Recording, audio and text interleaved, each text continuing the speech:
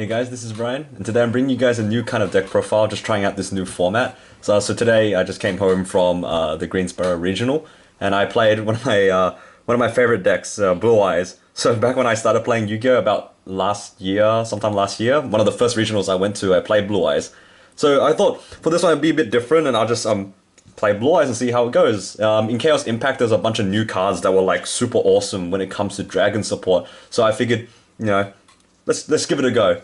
So this deck list is a little bit weird. I haven't seen anybody use these cards before, so I kind of had to make them up on the spot. And yeah, the theory worked out and it was a lot of fun. I highly recommend it. My end standing out of the regional was like 23 or something.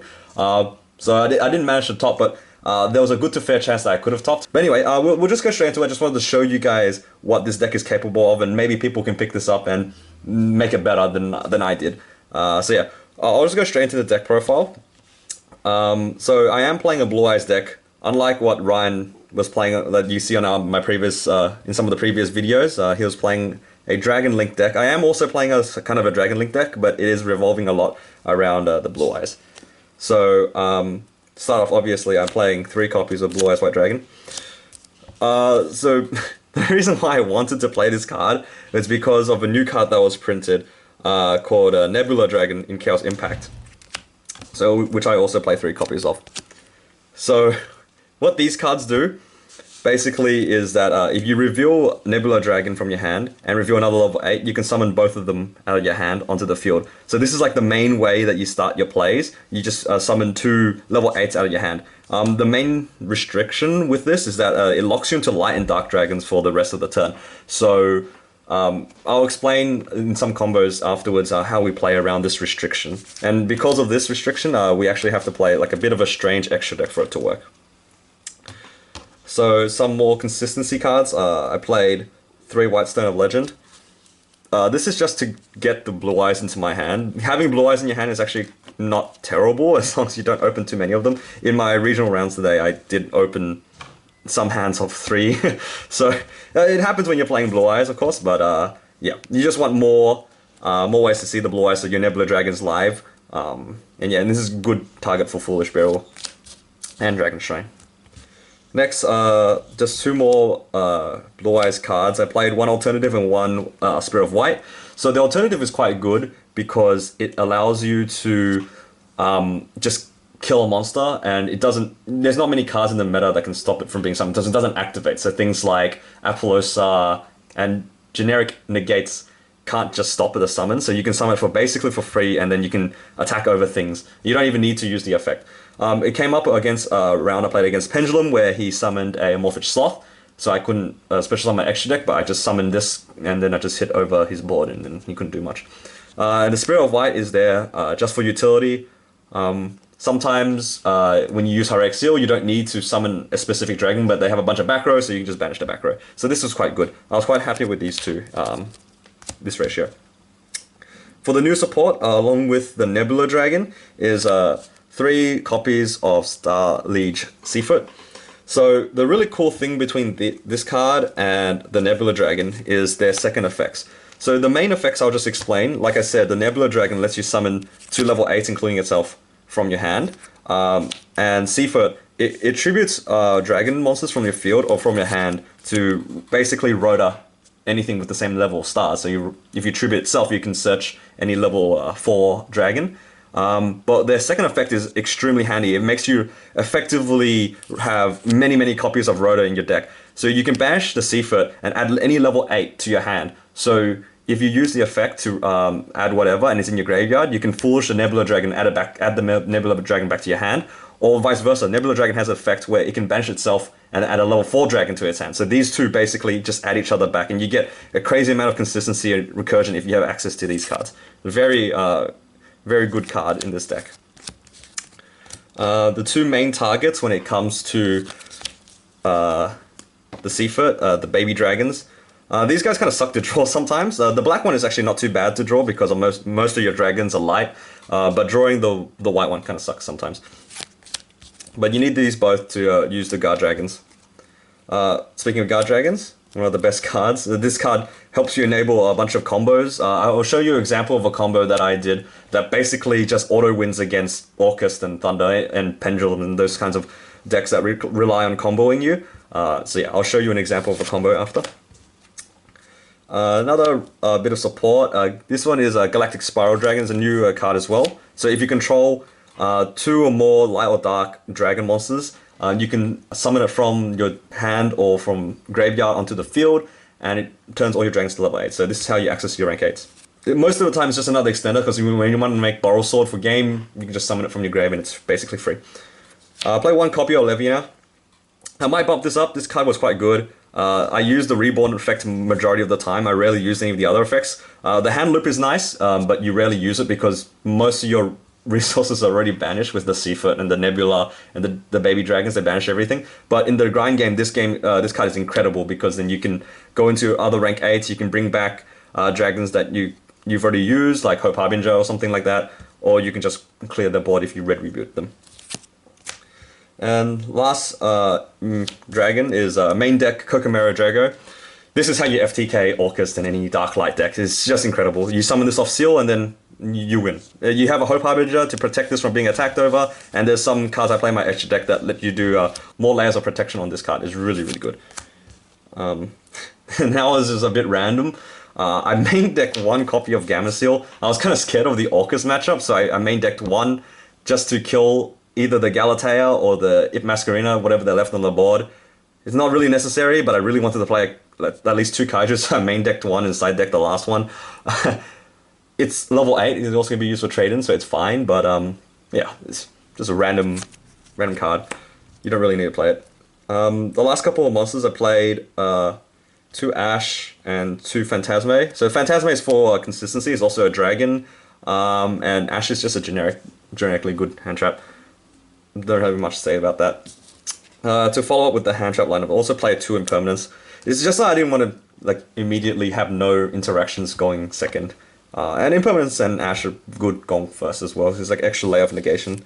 Now with the spells, this deck has a lot of power spells that increase the consistency amazing amount, because of the fact that Nebula Dragon and Seafoot Dragon add each other back from the grave. You can just basically discard for free. So I played 4 copies of Dragon Ravine. The terraforming was good to thin my deck, and also it's an easy side out. You don't need to have the extra ones if you're going second. Drawing multiples of this going first is fine, but going second it kind of sucks. So these are easy side outs. So I also played 4 Foolish Burials, so 3 Shrine, 1 Foolish. This is how you set up your grave. You set up your Seafoots and your Nebulas or whatever you're missing. And because some of the dragons, obviously Blue Eyes and Spirit, they're all normal, so you can Foolish 2 things at the same time. And it's really important to Foolish the White Stone of Legends, because that's how you get to your Blue Eye Synchro. And the Blue Eye Synchro is incredible this current meta. 3 Trade-In, play a bunch of level 8s, it's just good. 3 Melody, again, more consistency. You can search Levianeer with this, so it's really nice. You want to try to pitch the White Stone off this, and if you pitch the White Stone, you can get Alternative, Blue Eyes, and Levianeer all in the same go. It's really nice to fix your hands. It's just this and Trade-In are kind of the same thing. Hand traps kind of suck. Ash is really annoying, so you play 3 Call by the Grave. Another reason why I really wanted to play Call by the Grave is because it's good against Orcust, it's good against Salamangreat, sometimes good against Thunder, but in general it's just a really safe option, especially when you're going second against Orcust, which was the most represented deck. Call by the Grave was definitely a good choice. And last 2 cards I played 2 Twin Twister. Yeah, it's a good synergy with the dragons, especially Whitestone, and it sets up your grave, so the Twin Twister was good. Originally I was playing Cyclone, but I was told to play Twister, and I didn't regret it. So that was 46 cards in the main. It was originally 40 cards, but I added the 2 Ash, the Imperms, and the Phantasmes at the last minute, just because I didn't want just have kind of a rough start going second. And I lost a lot of die rolls today, so I was really glad I played those cards. Alright, I'll just go straight into the extra deck here. I played 2 Synchros, 1 Blue Eyes Spirit Dragon, and 1 Azure Eyes. So, for those who aren't familiar with these cards are a little bit old. So, Spirit Dragon, what it does is that your opponent can't summon 2 monsters at the same time, and it also negates a card in the graveyard. So it's really good against Orcust. It's kind of like a free Call by the Grave.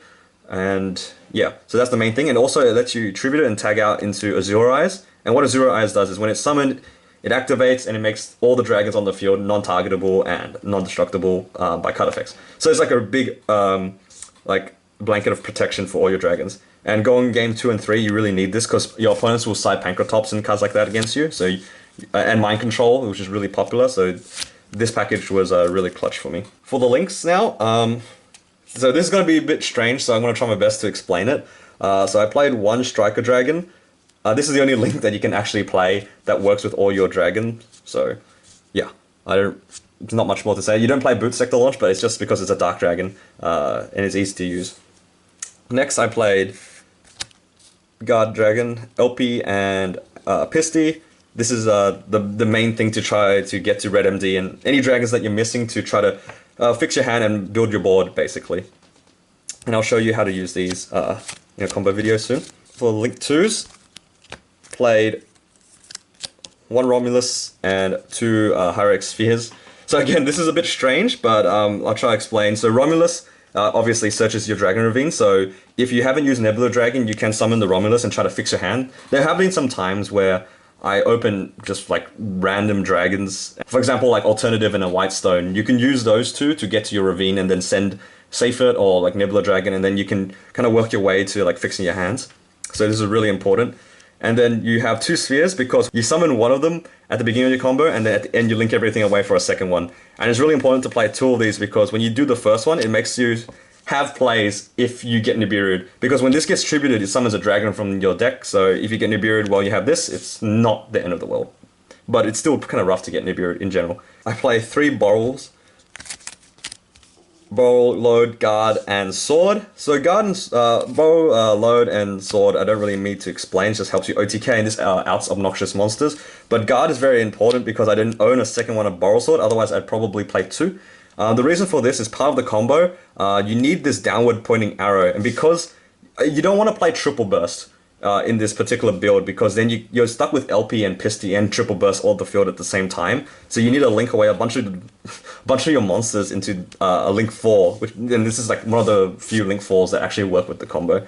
So you can either play two Boral Sword, two Boral Load, or Boral Garden, or just one of each. Then you have one Titanic Galaxy, Hope Harbinger. This card's amazing. Protects your spheres, protects your Kokomaro Drago. Just like, it's just big. And it has a spell negate. You like against Orcas, they just lose. They can't out the Kokomaro Drago, and there's like, I guess the only way they can really out it is like, I don't know, Lava Golem or something, which they don't play. So this was like really, really good. And the last three cards are just like, it can be really anything. These are, I probably would cut this. I'm playing the Galaxy Eye package because I thought that I needed more players going second, and then accessing 2 level 8 is really easy in this deck, so I thought that this would help breaking boards. I summoned this one once, but it got compulsoried, so shout out to that Altergeist player. I'm probably going to cut these out and then play more Pisty and LP, and maybe a third Spheres or something, just to help the grind game, because if you can make these, you're probably going to win anyway, so you don't really need these. But yeah, it was nice. It was like a cute idea. Onto the side deck. 3 Red Reboot, you know, just good against trap decks. Along the same lines, I played 3 Evenly Matched. Small blowout cards against the back row decks, and also played an extra 2 copies of Cosmic Cyclone. Because this deck has a really, really, really rough time when it comes to going second against back row decks. Especially when it comes to Floodgates, you just want to see your outs as fast as possible, because this deck is all dragons, so there can only be one, which is like really popular in this format.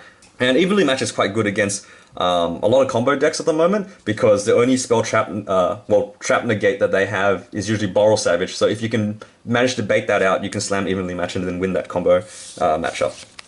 And then after you make your board, then you can summon the Kokomaro Dragon yourself. For more hate against the combo decks, I played 3 Dark Rule or No More. This is against Thunder Dragon and Dragon Link and Pendulum. Thunder Dragon is a bit of a rough matchup considering how much searching you do. Destruction Protection is quite obnoxious. Played 3 copies of System Down. This is for Orcust, you know, just a generic blowout card. I saw this once and it got crescendoed. But in theory, it's good. And the last card, 15th card, I played the second Gamma yeah, against Orcust, against Striker, against like annoying decks. It's really good. So hopefully you guys enjoyed that deck profile. If you guys did, please leave it a like and a comment and subscribe. If this video gets up to 50 likes, I'll release a combo video how to play this deck and what kind of boards this deck can make. So hopefully you guys did enjoy this video, and I'll see you guys next time.